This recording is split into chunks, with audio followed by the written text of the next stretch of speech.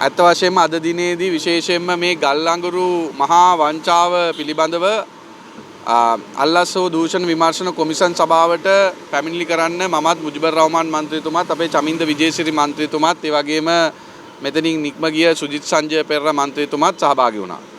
මම නම් ඇත්තටම එනකොටම දන්නවා අපි කොච්චර ලිපිගුණු සාක්ෂි ඉල්ලීම් කරත් ආණ්ඩුවේ මැති ඇමතිවරුන්ට තියෙන චෝදනාවලට බෙදන්නේ එක හැන්දකිනුත් අපේ පිටිපස්සේ තියෙන ආයතනය සහ විපක්ෂයේ අයට තියෙන චෝදනාවලට බෙදන්නේ තව හැන්දකිනුත් කියලා මගේ හිතට හැඟීමක් තියෙනවා. මොකද අපි කොච්චර පැමිණිලි කරලා තියෙනවද මේ වෙනකොට විශේෂයෙන්ම අධ්‍යාපන ප්‍රතිසංස්කරණ වලට පොත් අච්චු ගහන්න ඒ කරපු මහා වංචාව තුල මිලියන 60ක ධනස්කන්ධයක් අපේ රටේ ජනතාවට අහිමි වුණා.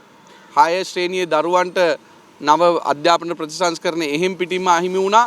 ඒ වගේම බාල ඖෂධ පිළිබඳව අපි පැමිණිලි කරා. මේ සියල්ලක් පිළිබඳව අවම වශයෙන් කැඳවීමක් කරලා මේ තොරතුරු පිළිබඳව ඒ අදාළ චූදිතයන්ගෙන් කට උත්තරයක්වත් අරන් තිනවා අපි දැක්කේ නැහැ. ඉතින් මේ ගල් අඟුරු පිළිබඳවත් අපි කොච්චර පැමිණිලි කරත් කොච්චර මේ බිත්ති ඉස්සරහට වෙලා කෑ ගැහුවත් මයික් ටික තියාගෙන පළ ප්‍රයෝජනයක් වෙන එකක් නැති වෙයි කියලා මට පෞද්ගලිකව හැඟෙනවා. හැබැයි අපිට යුතුයකමක් තියෙනවා විපක්ෂයේ වගකීම ඉෂ්ට කරන්න.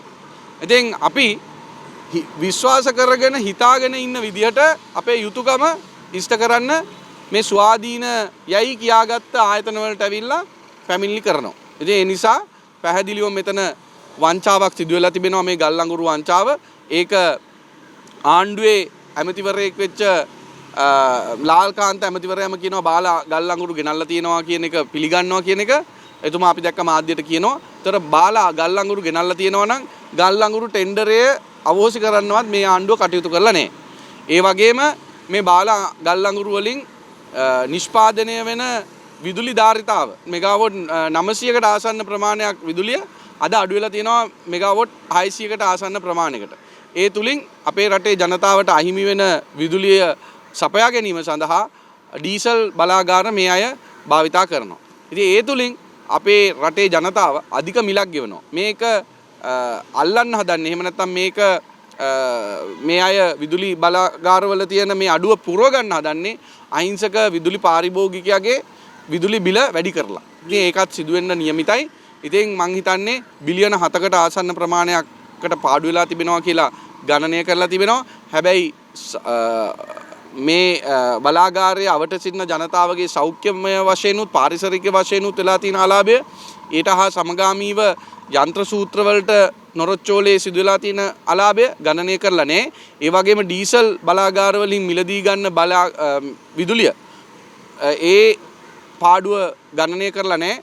ඉතින් ඒ නිසා ප්‍රකෝටි ගණනාවක බිලියන ගණනාවක පාඩුවක් වංචාවක් දූෂණයක් වෙලා තිබෙනවා. ඉතින් අද වෙනකොට ගල් අඟුරු මේ රටේ මිනිසුන්ට කන තත්ත්වයට පත් කරලා තියෙනවා මේ ආණ්ඩුව.